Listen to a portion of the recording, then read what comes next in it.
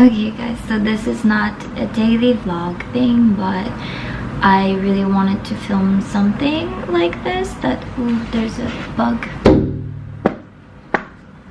I just caught it with my hand. Ew. This is something I've been working on myself recently. I thought it would be nice if you guys can join me and practice together, or if you have different thoughts, then you can share with me. So we can, you know, inspire each other. But it's about happiness, and especially because what's been happening in the world, I thought it's a good time to talk about things like this. I tried to divide it into 5 steps of what I've been working on. I'm gonna call it how to be happier. And the first step is being honest, and this means knowing and exploring yourself. Not just what I like, knowing what situation or environment makes you uncomfortable. When do you feel this kind of emotion?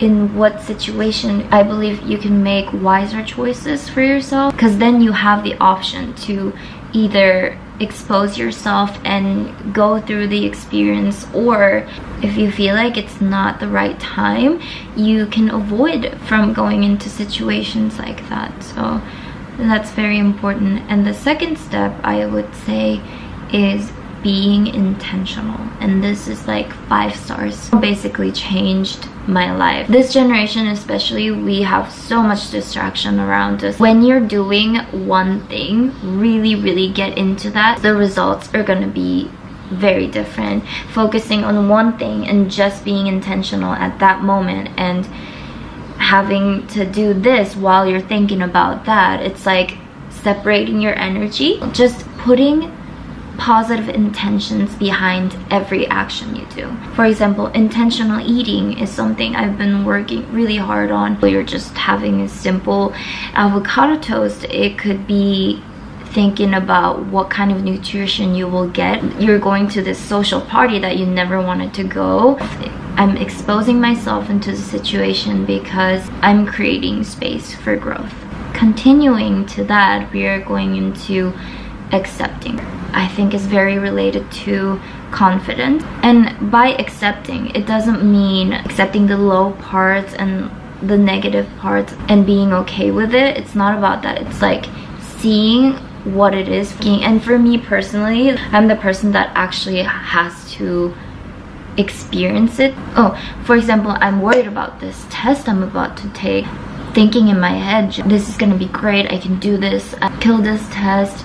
Like, yes, that also helps, but for me, and I need to know and do more than just preparing my mind like that. It's basically, I want to say, making room for some growth, and then you just challenge yourself to that uncomfortable situation to learn. If you're intentional about number 1 and 3 together, then you're like, you kind of already know how you're gonna feel, how you're gonna act in this situation.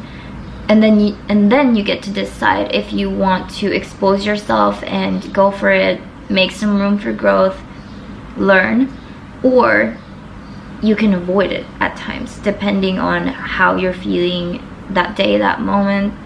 This is something, it changed me because I know exactly when and how much I can take. It's been good because I feel like I have a little bit more control, and fear comes from not being able to control. And then it goes into step 4, and this is giving. Growing up, gratitude was a huge thing my whole life. This is something God has taught me, my parents has taught me. Gratitude should be the foundation of your thoughts. So just going into any situation, if you have that gratitude mindset, you always look forward to more giving and serving. I'm gonna talk about the serving mindset first. So if you just put it simple, 5 people in the room, and one person has that serving mindset where they just want to do everything for the other people to be happy, and the 4 other people is like, what what can I get out of this situation? It's going to drain that one person, and the other 4 people won't be able to receive that much. But if the room is full of 5 people that has giving and serving mindset, everyone would want to help each other and support each other and love each other, and then we have room for everyone to be happy. Step 5 is going to be receiving and having compassion. I think this is something our generation especially, and I mean just everyone, is having a really hard time with, because we are so exposed on social media. As much as social media is amazing because we get to connect with with my friend across the world, we're absorbing so much information that we don't need, comparing ourselves to things that we want but we don't have yet. And I think that's why we struggle so hard with self-love. Do you ever feel when someone compliments you, you just don't know how to react? That's me. That's me. I might look like I'm saying, oh, thank you, but then inside I'm like kind of freaking out about it. Oh my god, this person actually thinks this is great. Is it real, or are they just saying it? And I think me questioning that already is kind of sad. Why I put being compassion right next to it is because in order for you to receive the love and support from other people, you have to have compassion to yourself. If you don't like who you are and you don't love yourself right now, it doesn't matter how many people around you tell you how great and amazing you are, because you're not open to it. You think simple, it's like doing the things that you will do for your family, your best friend, your boy or girlfriend, to yourself. And I realized recently that this is something I was lacking so hard. I would like cook meals for everyone around me, give them gifts all the time, feeling so happy, and I thought this is all I need. It's going to make me happy. But the problem is life is about balance, and if you're just giving and serving and never receiving, this is empty.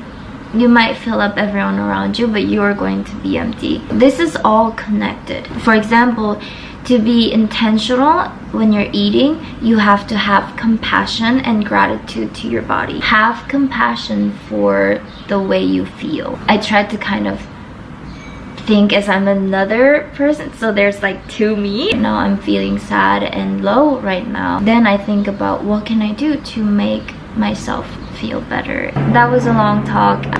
This is honestly a detailed version of just saying love yourself and love others.